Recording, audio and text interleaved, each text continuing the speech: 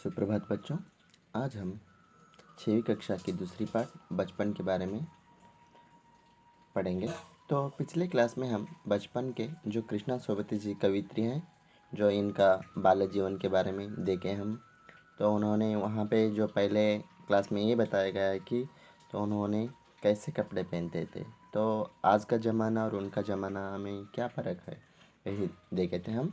आज हम ये देखेंगे कि उनका खाना पीना कैसा था, जो उनके ज़माने में खाने पीने के बारे में क्या क्या थे आज, और उनके आज के जीवन में कैसे हैं तो ज़माने में। और ये बताया गया है कि तो जब उन्होंने मनोरंजन के लिए क्या उपयोग किया जाता था, तो आज के ज़माने में मनोरंजन के लिए क्या उपयोग किया जा रहा है, यही यहाँ पे बताए हैं कृष्णा जी। याद रहे, उन दिनों कुछ घरों में ग्रामाफोन थे, रेडियो और टेलीविज़न नहीं थे। जब उनके ज़माने में जब छोटे थे कृष्णा जी, तो उनके कहीं बड़े बड़े अमीर लोगों के घर में जो ग्रामाफोन थे। ग्रामाफोन ये होता है कि जो म्यूज़िक सुन पाते हैं, तो कुछ वहाँ पे चित्र नहीं दिखाई देता है, सिर्फ हम ये देखते हैं कि ये सुनते हैं कि सिर्फ गाना सुन सकते हैं। म्यूज़िक के लिए वो ग्रामाफोन यूज़ किया जाता था। तो आज क्या हुआ है, तो वो जो ग्रामोफोन जाने के बाद रेडियो, आज टेलीविज़न टीवी है। तो रेडियो और टेलीविज़न से आज मनोरंजन के लिए तो सुबह से शाम तक क्या करते हैं, मनोरंजन के लिए हम टीवी देखते हैं। टीवी में सीरियल देखते हैं, फिल्म देखते हैं, तरह तरह के जो अभी तो हर एक के पास मोबाइल है। मोबाइल के अंदर हर एक आज हम मोबाइल के अंदर गेम खेल सकते हैं मनोरंजन के लिए। कुछ अलग अलग फिल्म देख सकते हैं। ऐसा ही यहाँ पर है, जो आज का ज़माना ऐसा है। तो हम जब छोटे थे ये सब कुछ नहीं था, यही बता रहे हैं। हमारे बचपन की कुल्फ़ी आइसक्रीम हो गई है। जो आज वो जब छोटे थे, जब कुल्फ़ी मिलते थे, जो आइसक्रीम के तरह रहते थे, वो कुल्फ़ियाँ खाते थे। जो आज वो कुल्फ़ियाँ गायब हो गए हैं। तो आज वो कुल्फ़ी की जगह क्या आया है, आइसक्रीम। देखो, जब हम गर्मी में ज़्यादा से ज़्यादा ठंडा पानी पीते हैं, तो जैसा आइसक्रीम भी खाया जाता है। तो जब उन्होंने कुल्फ़ी खाते थे, अभी तो कुल्फ़ी नहीं है, आइसक्रीम खा रहे हैं, तो कुल्फ़ी की जगह क्या आया है, आइसक्रीम आया है। कचौड़ी, समोसा पैटिस में बदल गया है। जब कचौड़ी मिलता था, समोसा भी मिलता था, अभी भी मिलता है, तो वो पैटिस मीन्स पप्स में बदलाव हो गया है। पप्स तो नया है, तो आज के ज़माने में पप्स आया है। शहतूत और फालसे और खसखस के शरबत को पेप्सी में। जब उन्होंने ठंडा पानी, जो गर्मी में आज हम गर्मी के लिए या गर्मी दूर करने के लिए क्या करते हैं, तो पेप्सी पी रहे हैं, कोको कोला पी रहे हैं, फंटा पी रहे हैं, सेवन अप, स्लाइस जैसे जो कोल्ड ड्रिंक्स हम पी रहे हैं। जब उनके ज़माने में, जो कृष्णा जी जब छोटे थे, तो उनके ज़माने में फालसा, खसखस के शहतूत से बनाए हुए शरबत मिलते थे। वो खट्टा मीठा रहता था, वही खाते थे तो पीते थे। जैसा आज क्या हो गया है, कोक पेप्सी में बदलाव आ गया है, कोको कोला पेप्सी आ गया उसके जगह हमें। अभी तो शहतूत कहीं पे नहीं देख सकते, पाल से नहीं देख सकते, और खसखस के शरबत भी नहीं देख रहे हैं। तो इसलिए उन्होंने कह रहे हैं, तो ये कोक पेप्सी में बदलाव आया है। ಕವಿತ್ರಿ ಕೃಷ್ಣಾಜಿ ಅವರು ಹೇಳ್ತಾ ಇದ್ದಾರೆ, ತಾವು ಚಿಕ್ಕವರಿದ್ದಾಗ, ಅಂದರೆ ಇವತ್ತು ಮನೋರಂಜನೆಗಾಗಿ ನಾವು ಟಿ ವಿನ ಉಪಯೋಗ ಮಾಡ್ತಾ ಇದ್ದೀವಿ. ಸೊ ರೇಡಿಯೋ ಎಲ್ಲೋ ಒಬ್ಬರ ಮನೆಯಲ್ಲಿ ರೇಡಿಯೋ ಇದೆ. ಆ ರೇಡಿಯೋ ಮತ್ತು ಟೆಲಿವಿಷನ್ ಬರೋಕ್ಕಿಂತ ಪೂರ್ವದಲ್ಲಿ, ಟಿ ವಿ ಬರೋಕ್ಕಿಂತ ಪೂರ್ವದಲ್ಲಿ ಗ್ರಾಮಫೋನ್ ಇತ್ತು. ಆ ಗ್ರಾಮಫೋನ್ ಕೇವಲ ಮ್ಯೂಸಿಕ್ ಕೇಳಲಿಕ್ಕೆ ಯೂಸ್ ಮಾಡ್ತಿದ್ರು. ಆದರೆ ಇವತ್ತು ಗ್ರಾಮಫೋನ್ ಇಲ್ಲ, ಎಲ್ಲರ ಮನೆಯಲ್ಲೂ ಹೋಮ್ ಥಿಯೇಟ್ರ್ ಇದೆ. ಸೊ ಟಿ ವಿ ಇದೆ, ಟಿ ವಿ ಮೂಲಕ ಮನೋರಂಜನೆ ಮಾಡ್ತಾ ಇದ್ದಾರೆ. ಹೀಗಾಗಿ ಗ್ರಾಮಫೋನ್ ಸ್ಥಾನದಲ್ಲಿ ರೇಡಿಯೋ ಮತ್ತು ಟೆಲಿವಿಷನ್ ಹೊಸದಾಗಿ ಸೇರ್ಪಡೆ ಆಯಿತು. ಈಗಿನ ಒಂದು ಜನ್ರೇಷನ್ ಪ್ರಕಾರ. ನಮ್ಮ ಜನ್ರೇಷನಲ್ಲಿ ಗ್ರಾಮಫೋನ್ ಇತ್ತು, ಆದರೆ ಈಗಿನ ಜನ್ರೇಷನಲ್ಲಿ ರೇಡಿಯೋ, ಟೆಲಿವಿಷನ್ ಅಂಥವು ಬಂದಿದ್ದಾವೆ ಮನೋರಂಜನೆಗಾಗಿ ಅಂತ ಕೃಷ್ಣಾಜಿ ಹೇಳ್ತಾ ಇದ್ದಾರೆ. ಹಮಾರೆ ಬಚ್ಪನ್ ಕಿ ಕುಲ್ಫಿ ಐಸ್ ಕ್ರೀಮ್ ಹೋ ಗई है. ಅಂದರೆ ನಾವು ಚಿಕ್ಕವರಿದ್ದಾಗ ಕುಲ್ಫಿ ತಿಂತಿದ್ವಿ, ಅದು ಕೂಡ ಐಸ್ ಕ್ರೀಮ್ ರೀತಿಯೇ ಇರ್ತಿತ್ತು. ಇವತ್ತು ಕುಲ್ಫಿ ಹೋಗಿದೆ, ಕುಲ್ಫಿ ಜಾಗದಲ್ಲಿ ಐಸ್ ಕ್ರೀಮ್ ಬಂದಿದೆ. ಇವತ್ತು ನಾವು ಐಸ್ ಕ್ರೀಮ್ ತಿಂತಾ ಇದ್ದೀವಿ. ಹಾಗಾದ್ರೆ ಇಲ್ಲಿ ಕುಲ್ಫಿ ಜಾಗದಲ್ಲಿ ಯಾವ ವಸ್ತು ಬಂದಂಗಾಯಿತು, ಐಸ್ ಕ್ರೀಮ್ ಬಂತು. कचौड़ी, समोसा पैटिस में बदलाव गया है. ಈಗೂ ಕೂಡ ಕೆಲವೊಂದು ಅಂಗಡಿಯಲ್ಲಿ ಸಿಗ್ತಾ ಇದೆ, ಕಚೋಡಿ ಸಿಗ್ತಾ ಇದೆ, ಸಮೋಸ ಸಿಗ್ತಾ ಇದೆ. ಹಾಗೆ ಪ್ಯಾಟಿಸ್ ಈಗ ಹೊಸದಾಗಿ ಪಬ್ಸ್ ಅಂತ ಹೇಳಲ್ವಾ, ಪಬ್ಸ್ ಹೊಸದಾಗಿ ಬಂದಿದೆ. ಸೊ ಕಚೋಡಿ ಮತ್ತು ಸಮೋಸದ ಜಾಗದಾಗ ಹೊಸ ಒಂದು ಉಪಹಾರ ಯಾವ್ದು ಬಂದಿದೆ ಅಂದರೆ ಪ್ಯಾಟಿಸ್. ಪ್ಯಾಟಿಸ್ ಅಂತಂದರೆ ಇಲ್ಲಿ ನಾವು ಪಬ್ಸ್ ಅಂತ ಹೇಳ್ತೀವಿ, ಪಬ್ಸ್ ಕೂಡ ಬಂದಿದೆ. ಹಾಗೆ ನಾವು ಕೋಲ್ಡ್ ಡ್ರಿಂಕ್ಸ್ ಆಗಿ ಕುಡಿಲಿಕ್ಕೆ ಏನೇನು ಯೂಸ್ ಮಾಡ್ತಿದ್ದಪ್ಪ ಅಂದರೆ ಶಹತೂತ್ ಅವ್ರ ಪಾಲ್ಸೆ ಅವ್ರ ಕಸ್ಕಸ್ಗೆ ಶರ್ಬತ್, ಇವುಗಳನ್ನು ಶರ್ಬತ್ತನ್ನು ಕುಡಿತಿದ್ದದ್ದು. ಎದರಿಂದ ತಯಾರಾಗ್ತಿದ್ದು? ಶಹತೂತಿಂದ, ಫಾಲ್ಸೆಯಿಂದ ಮತ್ತು ಕಸ್ಕಸಿಂದ ತಯಾರು ಮಾಡ್ತಿದ್ದರು ಆ ಕೋಲ್ಡ್ ಡ್ರಿಂಕ್ಸ್ನ. ಸೊ ಶರ್ಬತ್ನ ಅವ್ರು ನಾವು ಚಿಕ್ಕವರಿದ್ದಾಗ ನಾವು ಕುಡಿತಿದ್ವಿ. ಈ ಮಾತು ಯಾರು ಹೇಳ್ತಿದ್ದಾರೆ? ಕೃಷ್ಣಾಜಿ ಅವ್ರು ಹೇಳ್ತಿದ್ದಾರೆ. ಹಾಗಾದರೆ ಇವತ್ತಿನ ಜನ್ರೇಷನ್ ಪ್ರಕಾರ, ಹಾಗಾದರೆ ಇಂದಿನ ಜನ್ರೇಷನ್ನಲ್ಲಿ ಏನು ಬದಲಾವಾಗಿದೆ, ಏನು ಬದಲಾವಣೆ ಆಗಿದೆ, ಏನು ಚೇಂಜಸ್ ಬಂದಿದೆ ಅಂತಂದರೆ Coke, Pepsi, Coca Cola, Pepsi, Fanta, Seven Up, ಹೀಗೆ ಬೇರೆ ಮಿರಿಂಡಾ, ಈ ರೀತಿ ಬೇರೆ ಬೇರೆ ಕೋಲ್ಡ್ ಡ್ರಿಂಕ್ಸ್ ಇವತ್ತು ಬಂದಿದೆ. ಹಾಗೆ ಕೊನೆ ಹೇಳ್ತಿದ್ರು ಅವರು, ಉನ್ ದಿನೋ ಕೋಕ್ ನಹಿ ಲೋಮ್ಡಿ ಯುಮೋಟ್ ಮಿಲ್ತಿ ಥಿ, ಲೆಮ್ನೇಡ್ ಯುಮ್ಟೋ ಮಿಲ್ತಿ ಥಿ ಅವ್ರು ಹೇಳ್ತಾ ಇದ್ದಾರೆ. ಸೊ ಉಸ್ ದಿನ್ कोक नहीं था, ये कोको कोला नहीं था, पेप्सी नहीं था, जब लेमनेड विमठो मिलती थी, नींबू से बनाए हुए शरबत जैसी कोल्ड ड्रिंक्स मिलती थी, ऐसे बताए गए हैं. शिमला और नई दिल्ली में बड़े हुए बच्चों को वेंगर्स और डेविको रेस्तरां की चॉकलेट और पेस्ट्रीज मज़ा देने वाली होती थी. पेस्ट्री मज़ा देने वाली होती थी, जो यही बता रहे हैं उन्होंने. जब दिल्ली, शिमला और दिल्ली के बड़े बड़े बच्चों वेंगर्स और डेविको रेस्टोरेंट की चॉकलेट अंदर यहाँ पे जो बताए गए हैं वेंगर्स और डेविको रेस्टोरेंट, जो इन रेस्टोरेंट में मिलने वाली चॉकलेट और पेस्ट्री मज़ा देने वाली होती. ಚಾಕ್ಲೇಟ್ ಮಿಲ್ತಾ था वो ರೆಸ್ಟೋರೆಂಟ್ ಮೇ. ಆ ರೆಸ್ಟೋರೆಂಟಲ್ಲಿ ಯಾವುದದು? ವ್ಯಾಂಗಸ್ ಮತ್ತು ಡೈವಿಕೋ ರೆಸ್ಟೋರೆಂಟಲ್ಲಿ ದೊಡ್ಡ ದೊಡ್ಡ ಮಕ್ಕಳು ಇಷ್ಟಪಡುವಂಥ ವಸ್ತು ಯಾವುದಾಗಿತ್ತಪ್ಪ ಅಂತಂದ್ರೆ ಅಲ್ಲಿ ಸಿಗುವಂಥ ರೆಸ್ಟೋರೆಂಟಲ್ಲಿ ಚಾಕ್ಲೇಟ್ ಮತ್ತು ಪ್ಯಾಸ್ಟ್ರಿ ಮಜಾ दाने वाली थी. हम भाई बहनों की ಡ್ಯೂಟಿ ಲಗ್ತಿ ಸಿಮ್ಲಾ ಮಾಲ್ ಸೆ ಬ್ರೌನ್ ಬ್ರೆಡ್ ಲಾನೆ ಕಿ. ಹಾಗೆ ಹೇಳ್ತಿದ್ದಾರೆ, ನಾವು ಚಿಕ್ಕವರಿದ್ದಾಗ ನಮ್ಮ ಅಣ್ಣ, ನಮ್ಮ ಸಹೋದರರ ಜೊತೆಗೆ, ನಮ್ಮ ಬ್ರದರ್ಸ್ ಜೊತೆಗೆ ನಾವು ಮಾರ್ಕೆಟ್ಗೆ ಹೋಗ್ತಿದ್ವಿ. ಹೋದರೆ ಅಲ್ಲಿ ಏನು ಬ್ರೌನ್ ಬ್ರೆಡ್, ನಾವು ಬೆಳಗ್ಗೆ ಮಾರ್ನಿಂಗ್ ಎದ್ಬಿಟ್ಟು ಏನು ತಿಂತೀವಿ, ಕೆಲವರು ಮನೆಯಲ್ಲಿ ಟೋಸ್ಟ್ ತಿಂತಾರೆ, ಬನ್ಸ್ ತಿಂತಾರೆ, ಬ್ರೆಡ್ ತಿಂತಾರೆ. ಸೊ ಅದೇ ರೀತಿ ಸಿಗುವಂಥ ಪಾವ್ ಭಾಜಿ ಸಿಗುವಂಥ ಒಂದು ಸಿಮ್ಲಾದಲ್ಲಿ ಬೆಳಗಿನ ಜಾವ ಅಣ್ಣ ತಂಗಿ ಇದನ್ನು ತರಲಿಕ್ಕೆ ಹೋಗ್ತಿದ್ರು, ಬ್ರೌನ್ ಬ್ರೆಡನ್ನು ತರಲಿಕ್ಕೆ ಹೋಗ್ತಿದ್ರು. और दूसरी इसमें कहा गया कि कृष्णा जी, हमारा घर मॉल से ज़्यादा दूर नहीं था, एक छोटी सी चढ़ाई और गिरजा मैदान पहुंच जाते, वहाँ से एक उतरे और माल पर कन्फेक्शनरी काउंटर पर तरह तरह की पेस्ट्री और चॉकलेट की खुशबू मन भावनी.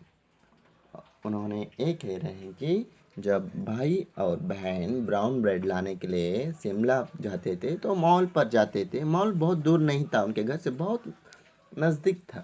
तो उन्होंने एक चढ़ाई ಅಂದರೆ ಒಂದು ಬೆಟ್ಟವನ್ನು ಹತ್ತಿ ಮತ್ತೆ ಬೆಟ್ಟದಿಂದ ಕೆಳಗೆ ಇಳಿದು ಬಿಟ್ಟರೆ ಒಂದು ಮೈದಾನ, ಒಂದು ಸ್ಕೂಲಿನ ಒಂದು ಗ್ರೌಂಡ್ ಇರ್ತಿತ್ತು. ಆ ಗ್ರೌಂಡ್ ಹತ್ತಿರ ಇರೋದೇ ಈ ಒಂದು ಮಾಲ್. ಆ ಮಾಲ್ನೊಳಗೆ ಹೋಗಿಬಿಟ್ರೆ ಸಾಕು, ಕೌಂಟರ್ನಲ್ಲಿ ಇಟ್ಟಿರ್ತಕ್ಕಂಥ ಚಾಕ್ಲೇಟಿನ ವಾಸನೆ, ಪೇಸ್ಟ್ರಿ ಅವ್ರ ಚಾಕ್ಲೇಟ್ ಕಿ ಖುಷ್ಬು ಮನ್ ಭಾವನಿ, ನಮ್ಮ ಮನಸ್ಸನ್ನೇ ಬದಲಾವಣೆ ಮಾಡಿಬಿಡ್ತಿತ್ತು. ಅಷ್ಟೊಂದು ವಾಸನೆ ಭರಿತವಾಗಿರ್ತಕ್ಕಂಥದ್ದು, ಟೇಸ್ಟಿಯಾಗಿರ್ತಕ್ಕಂಥ ಚಾಕ್ಲೇಟ್ನ ವಾಸನೆ ನಮ್ಮ ಮನಸ್ಸನ್ನೇ ಬದಲಾವಣೆ ಮಾಡಿಬಿಡ್ತಿತ್ತು ಅಂತ ಕವಿತ್ರಿಯವರು ಹೇಳ್ತಾ ಇದ್ದಾರೆ. हम हफ्ते में एक बार चॉकलेट खरीदने की छुट्टी थी, सबसे ज़्यादा मेरे पास ही ಚಾಕ್ಲೇಟ್ ಟಾಫಿ ಕಾ ಸ್ಟಾಕ್ रहता. ಅವ್ರು ಹೇಳ್ತಾ ಇದ್ದಾರೆ, ವಾರದಲ್ಲಿ ಒನ್ ಟೈಮು ಅವ್ರ ಮನೆಯಲ್ಲಿ ಹೇಳಿದರು, ವೀಕ್ಲಿ ಒನ್ ಟೈಮ್ ನಾವು ಚಾಕ್ಲೇಟ್ನ ಪರ್ಚೇಸ್ ಮಾಡ್ಬೋದು ಅಂತ ಹೇಳಿ ಮನೆಯಲ್ಲಿ ಅವ್ರಿಗೆ ಪರ್ಮಿಷನ್ ಕೊಟ್ಟಿದ್ದರು. ಹೀಗಾಗಿ ಅತಿ ಹೆಚ್ಚು ಚಾಕ್ಲೇಟ್ನ ಖರೀದಿ ಮಾಡ್ತಿದ್ಲು. ಹಾಗೆ ಆ ಚಾಕ್ಲೇಟ್ನೂ ಕೂಡ ಜಾಸ್ತಿ ಇದೇ ಕೃಷ್ಣಾಜಿ ಕವಿತ್ರಿ ಅವ್ರ ಹತ್ರನೇ ಇರ್ತಿತ್ತು. ಯಾಕಂದರೆ ಉಳಿದವರೆಲ್ಲ ಬೇಗನೆ ತಿಂದುಬಿಡ್ತಿದ್ರು, ಇವ್ರು ಹಾಗಲ್ಲ. ಹಾಗಾದರೆ ಇವ್ರು ಎಲ್ಲಿ ತಿಂತಿದ್ರು, ಏನು ಮಾಡ್ತಿದ್ರು ಅಂತ ಇಲ್ಲಿ ಕೊಟ್ಟಿದ್ದಾರೆ. टॉफ़ी का स्टॉक रहता था, मैं चॉकलेटों लेकर खड़े खड़े कभी ना खाती, घर लौटकर साइड बोर्ड पर रख देती और रात के खाने के बाद बिस्तर में लेटकर मज़ा ले खाती. और ಹೇಳ್ತಾ ಇದ್ದಾರೆ, जब उन्होंने चॉकलेट खरीदना किया करता था, उसके भाई क्या करते थे, खड़े होकर ही वहीं पे लेते थे और वहीं पे खा फेंक देते थे। तो उन्होंने वो नहीं काम करते थे। कृष्णा जी चॉकलेट लेते थे, चॉकलेट लेके घर पे आकर उसको साइड बोर्ड पर, जो एक गोदरेज रहता है, गोदरेज के ऊपर रखकर रात में खाना खाने के बाद बिस्तर में वो ಲೋಟ್ಕರ್ ಮಜಾ ಲೇಲೆ ಖಾತಿ ಯಾವಾಗ ರಾತ್ರಿ ಆಗ್ತಿತ್ತೋ ಆವಾಗ ರಾತ್ರಿ ಊಟ ಆದಮೇಲೆ ಹಾಸಿಗೆಯಲ್ಲಿ ಹಾಸಿಗೆಲ್ಲ ಹೊಚ್ಕೊಂಡ್ಬಿಟ್ಟು ಒಳಗೆ ಕೂತ್ಕೊಂಡು ಆ ಚಾಕ್ಲೇಟನ್ನು ತಿಂತಾಯಿದ್ರು ಕೃಷ್ಣಾಜಿ.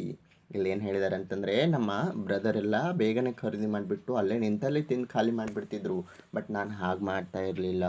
ನಾನು ಖರೀದಿ ಮಾಡಿರ್ತಕ್ಕಂಥ ಚಾಕ್ಲೇಟ್ನ, ಪರ್ಚೇಸ್ ಮಾಡಿರ್ತಕ್ಕಂಥ ಚಾಕ್ಲೇಟ್ನ ಮನೆಗೆ ತಗೊಂಡು ಬಂದು ಒಂದು ಆ, ಏನು ಗೋದ್ರೇಜ್ ಮೇಲೆ ಕಾರ್ನರಲ್ಲಿ ಇಟ್ಬಿಟ್ಟು ರಾತ್ರಿ ಊಟ ಆದಮೇಲೆ ಹಾಸಿಗೆ ಹೊತ್ಕೊಂಡ್ಬಿಟ್ಟು ಒಳಗೆ ಅದನ್ನು ನೆಕ್ತಾ ನೆಕ್ತಾ ನಾನು ತಿಂತಿದ್ದೆ. ಸೀಪ್ತಾ ಸೀಪ್ತಾ ನಾನೇನು ಮಾಡ್ತಿದ್ದೆ, ಅದನ್ನು ತಿಂತಿದ್ದೆ, ಅದರದೊಂದು ಮಜಾ ತಗೊಳ್ತಿದ್ದೆ ಅಂಥೇಳಿ ಕೃಷ್ಣಾಜಿ ಅವರು ಹೇಳ್ತಾ ಇದ್ದಾರೆ.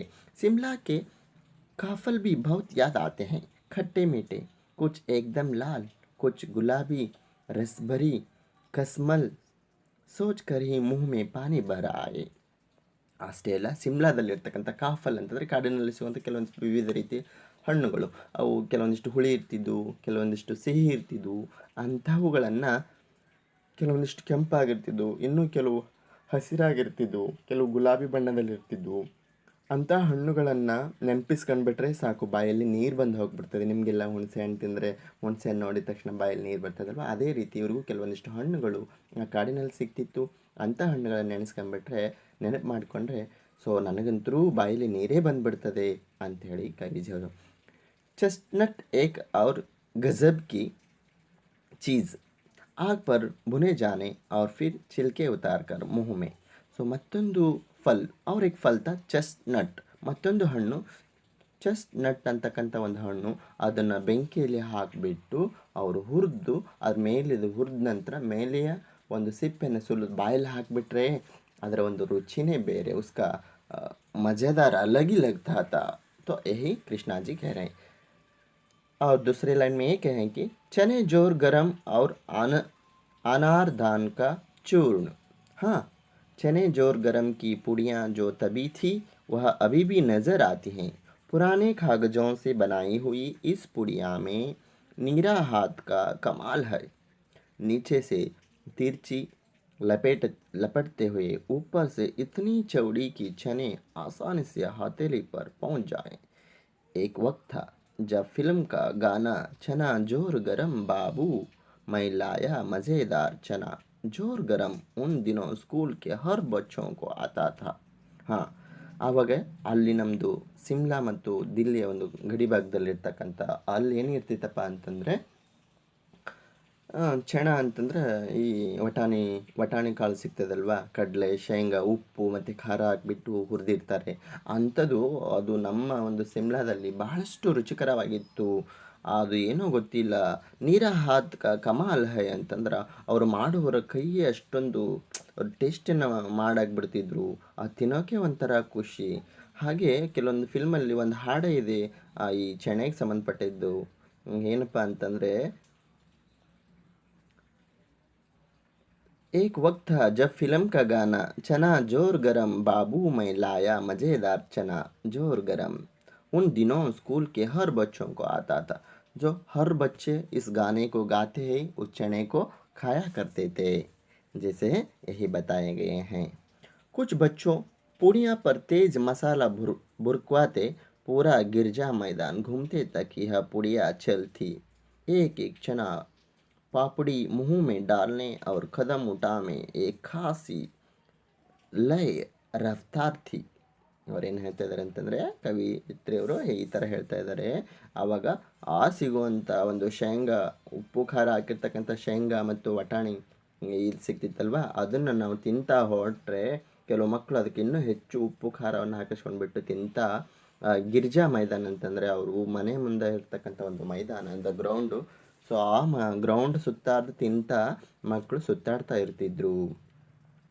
छुटपन में हमने शिमला रिज पर बहुत मज़े किए हैं, घोड़ों की सवारी की है. शिमला के हर बच्चों को कभी ना कभी यह मौका मिल ही जाता है. उतना ही नहीं है, ये इतना ही मज़ा नहीं किया हम, फिर ಘೋಡೆ के ऊपर ಅಂದರೆ ಕುದುರೆ ಮೇಲೆ ಕುಳಿತುಕೊಂಡ್ಬಿಟ್ಟು ಸಿಮ್ಲಾದಲ್ಲಿರ್ತಕ್ಕಂಥ ಪ್ರತಿ ಮಕ್ಕಳು ಕೂಡ ಕುದುರೆ ಸವಾರಿಯನ್ನು ಮಾಡ್ತಾರೆ, ಕುದುರೆ ಮೇಲೆ ಕುಳಿತು ಎಂಜಾಯ್ ಮಾಡ್ತಾರೆ. ಸೊ ಈ ಒಂದು ನನಗೆ ನನ್ನ ಬಾಲ್ಯ ನೆನಪಿಗೆ ಬರ್ತಾ ಇದೆ. ನಾನು ಚಿಕ್ಕವಳಿದ್ದಾಗ ಕುದುರೆ ಮೇಲೆ ಕುಳಿತುಬಿಟ್ಟು ಇಡೀ ಸಿಮ್ಲಾದಲ್ಲಿ ಸುತ್ತಾಡ್ತಿದ್ದೆ. ಸವಾರಿ ಕಿ ಹೈ ಶಿಮ್ಲಾ ಕೆ ಹರ್ ಬಚ್ಚೋं को कभी ना कभी यह मौका मिल ही जाता है. ಸಿಮ್ಲಾದ ಮಕ್ಕಳಿಗೆ ಒಂದಿಲ್ಲ ಒಂದಿನ ಕುದುರೆ ಸವಾರಿ ಮಾಡಲೇಬೇಕಾಗುತ್ತೆ, ಅವಕಾಶ ಸಿಕ್ಕೇ ಸಿಗ್ತದೆ. ಯಾಕಂದರೆ ಅಲ್ಲಿ ಕುದುರೆ ಮೇಲೆ ಮಾಡುವಂಥ ಒಂದು ಎಂಜಾಯ್ಮೆಂಟೇ ಡಿಫ್ರೆಂಟ್ ಆಗಿತ್ತು ಅಂಥೇಳಿ ಕವಿಯತ್ರಿ ಕೃಷ್ಣಾಜಿ ಅವರು ಹೇಳ್ತಾ ಇದ್ದಾರೆ. ಹಾಗೆ पेज टर्न मारी. हमें जाने क्यों घोड़ों को कुछ कमतर करके समझते, उन पर हंसते. निन हल के घोड़े खूब हष्ट पुष्ट और खूबसूरत, उनकी बात फिर कभी. जो जब घोड़े थे इतने दष्ट पुष्ट थे तो बहुत ಘಟ್ಮುಟ್ತೆ, ಬಹಳಷ್ಟು ಗಟ್ಟಿಯಾಗಿದ್ದವು, ದಷ್ಟು ಪುಷ್ಟಾಗಿದ್ದವು. ಅಂತಹ ಕುದುರೆ ಮೇಲೆ ಕುಳಿತು ನಾವು ಸವಾರಿ ಮಾಡೋದಂದರೆ ತುಂಬ ಖುಷಿಯ ವಿಚಾರ. ಸೊ ನಾವು ಕುದುರೆ ಮೇಲೆ ಕೂತ ತಕ್ಷಣ ಈ ಕುದುರೆಗಳು ನಮ್ಮನ್ನೇನು ತಗೊಂಡು ಹೋಗ್ತವೆ, ನಮ್ಮನ್ನ ಹೆಂಗೆ ಕರ್ಕೊಂಡು ಹೋಗ್ತವೆ ಅಂತ ಈ ಥರ ಥಿಂಕ್ ಮಾಡ್ತಿದ್ವಿ. ಬಟ್ ಅವು ದಷ್ಟು ಪುಷ್ಟವಾಗಿದ್ದವು. ಆ ಒಂದು ಮಾಲೀಕ ಹೇಳಿರ್ತಕ್ಕಂಥ ಕುದುರೆಯ ಮಾಲೀಕ ಹೇಳೋ ಹಾಗೆ ಮಾತುಗಳನ್ನ ಕೇಳ್ತಿದ್ವು ಆ ಕುದುರೆಗಳು ಅಂಥೇಳಿ ಕವಿಯತ್ರಿ ಹೇಳ್ತಾ ಇದ್ದಾರೆ. शाम को रंगी बिरंगे गुब्बारे, सामने जाकू का पहाड़, ऊंचा चर्च, चर्च की घंटियां बजती तो दूर दूर तक उनकी गूंज फैल जाती. लगता इसके संगीत से प्रभु ईश्वर स्वयं कुछ कहा रहा है. जो ऐसा ही नहीं है, वहाँ पे पहाड़ों के ऊपर एक शाम को रंगे गुब्बारे, गुब्बारे मीन्स बलून होता है, यहाँ पे कलर कलर के बलून जैसे लगते थे. सामने जाकू का पहाड़, ऊंचा चर्च, ಜಾಕು ಮೀನ್ಸ್ ಆಂಜನೇಯ. ಇಲ್ಲಿ ಜಾಕು ಅಂದರೆ ಆಂಜನೇಯ. ಆ ಜಾಕು ಬೆಟ್ಟ ಇತ್ತು, ಆ ಜಾಕು ಬೆಟ್ಟದ ಮೇಲೆ ಒಂದು ಆಂಜನೇಯ ಮಂದಿರ ಇತ್ತು. ಅಷ್ಟೇ ಅಲ್ಲದೆ ಆ ಮಂದಿರದ ಹತ್ತಿರದಲ್ಲೇ ಒಂದು ಚರ್ಚ್ ಇತ್ತು. ಆ ಚರ್ಚಿನಲ್ಲಿ ಬಾರಿಸುವಂಥ ಗಂಟೆಯ ನಾದ ಇಷ್ಟೊಂದು ಕಿವಿಗೆ ಇಂಪು ಕೊಡ್ತಿತ್ತಪ್ಪ ಅಂತಂದರೆ, ಆ ಗಂಟೆಯ ಶಬ್ದವನ್ನು ಕೇಳಿರ್ತಕ್ಕಂಥ ದೇವರೇ ಸ್ವತಃ ಈಶ್ವರ ಏನು ಮಾಡ್ತಿದ್ದಪ್ಪ ಅಂತಂದರೆ, ಅವನೇ ಸ್ವತಃ ಏನೋ ಹೇಳ್ತಾ ಇದ್ದಾನೋ ಏನೋ ಎಲ್ಲರಿಗೂ ಅನ್ನೋ ರೀತಿಯಲ್ಲಿ ಆ ಗಂಟೆಯ ನಾದ ಕೇಳಿಸ್ತಾ ಇತ್ತು. ಆ ಸಿಮ್ಲಾದ ಬೆಟ್ಟದ ಮೇಲೆ ಒಂದು ಚರ್ಚ್ ಇತ್ತು. ಚರ್ಚಿನಲ್ಲಿ ಬಾರಿಸುವಂಥ ಒಂದು ಗಂಟೆಯ ಶಬ್ದವು ನಮ್ಮ ಕಿವಿಗೆ ಇಂಪಾಗಿ ಅದು ಹೇಗೆ ಅನ್ನಿಸ್ತಿತ್ತು ಅಂದರೆ, ಸ್ವತಃ ಈಶ್ವರನೇ ಆಕಾಶದಿಂದ ಕೆಳಗೆ ಬಂದು ನಮ್ಗೆ ಏನೋ ಹೇಳ್ತಾ ಇದ್ದಾನೆ, ಆಕಾಶದಿಂದ ಏನೋ ಹೇಳ್ತಾ ಇದ್ದಾನೆ ಅನ್ನೋ ರೀತಿಯಲ್ಲಿ ಆ ಸೌಂಡ್ ನಮಗೆ ಕೇಳ್ತಾ ಇತ್ತು ಅಂಥೇಳಿ ಕವಿಯತ್ರಿ ಹೇಳ್ತಾ ಇದ್ದಾರೆ. ಹಾಗಾದರೆ ಇಲ್ಲಿ ತಿಳ್ಕೊಳ್ಳುವಂಥ ವಿಷಯ, ಜಾಕು का पहाड़ आंजनेयನ ಒಂದು ಬೆಟ್ಟ. पहाड़ मीन्स यहाँ पे पर्वत होता है, जिस पर्वत में आंजनेय रहता था तो इसके लिए हम जाकू का पहाड़ किया जाता है. वहीं पहाड़ के पास एक चर्च, ऊंचा चर्च था, ಎತ್ತರವಾಗಿರ್ತಕ್ಕಂಥ ಚರ್ಚ್ ಇತ್ತು. उस चर्च में बजाते हुए घंटियों की गूंज हमें दूर दूर तक उनकी गूंज फैल जाती. ಒಂದು ಸಾರಿ ಗಂಟೆ ಬಾರಿಸಿಬಿಟ್ರೆ ಬಹಳಷ್ಟು ದೂರದವರೆಗೆ ಆ ಗಂಟೆ ಧ್ವನಿ ಶಬ್ದವು ಕೇಳಿಸ್ತಿತ್ತು ಅಂಥೇಳಿ ಕವಿಯತ್ರಿ ಹೇಳ್ತಾ ಇದ್ದಾರೆ. सामने आकाश पर सूर्यास्त हो रहा है, गुलाबी सुनहरी धारियाँ नीले आसमान पर फैल रही हैं. ಅಂದರೆ ಮುಂದೆ ಸನ್ಸೆಟ್ ಆಗ್ತಾ ಇತ್ತು. ಆಕಾಶ ಸೂರ್ಯಾಸ್ತ ಮೀನ್ಸ್ ಸನ್ಸೆಟ್. ಸೊ ಇಲ್ಲಿ ಸೂರ್ಯಾಸ್ತ ಆಗ್ತಾ ಇತ್ತು. ಆ ಸೂರ್ಯಾಸ್ತ ಆಗಬೇಕಾದ್ರೆ ಸೂರ್ಯ ಹೆಂಗಿರ್ತಾನೆ, ಅಲ್ಲಿ ಫುಲ್ಲಷ್ಟು ಕೆಂಪು ಕಾಣ್ತಿರ್ತಾನೆ, ಗುಲಾಬಿ ರೀತಿಯಲ್ಲಿ ಕಾಣ್ತಾ ಇರ್ತಾನೆ. ಸೊ ಅವನ ಒಂದು ಕಿರಣಗಳು, ವೇವ್ಸ್ ಎಂತೀನೋ ಕಿರಣಗಳು, ಆ ಕಿರಣಗಳು ಭೂಮಿಯ ಮೇಲೆ, ನೀಲಿ ಆಕಾಶದಿಂದ ಭೂಮಿಯ ಮೇಲೆ ಬಿದ್ದು ಒಂಥರ ಅಗಲವಾಗಿ ಕೆಂಪಾಗಿರ್ತಕ್ಕಂಥ ಕಿರಣಗಳು ಭೂಮಿ ಮೇಲೆ ಬೀಳ್ತಾ ಇದ್ವು ಅಂತ ಹೇಳ್ತಾ ಇದ್ದಾರೆ. दूर दूर फैले पहाड़ों के मुकड़े घरने लगे और देखते देखते बत्तियाँ टिमटिमने ಟಿಮ್ಟಿಮಾನೆ ಲಗೆ ಅಂತಂದರೆ ಇಲ್ಲಿ ಯಾವಾಗ ಸಂಜೆ ಆಯಿತು, जब शाम हो गया, वहाँ के सूरज डूब गया, सूर्यास्त हो गया, जब गांव के, क्योंकि वह एक हिल स्टेशन था तो इसलिए घरों को हिल के ऊपर बनाया गया था. तो ऊपर से इन्होंने देखने से कहीं कहीं के घर में लाइट लगाए गए थे. वही देखकर उन्होंने खुश पाते थे कृष्णा जी. रिज पर की रौनक और माल की दुकानों की चमक की भी क्या कहने. सेकेंड पॉइंट की भीड़ से उभरता कोलाहल, वहाँ पे एक पॉइंट था, सेकंड पॉइंट करके उस देखने को, पहाड़ के ऊपर से उस वहाँ का पॉइंट देखने के लिए, उस पहाड़ के ऊपर मिलने वाले सेकंड पॉइंट को देखने के लिए एक मनमोहक लगता था, यही बता रहे हैं कृष्णा जी। बच्चों, जो दूसरी जो बची हुई पार्ट को हम नेक्स्ट क्लास में सीखेंगे। धन्यवाद बच्चों।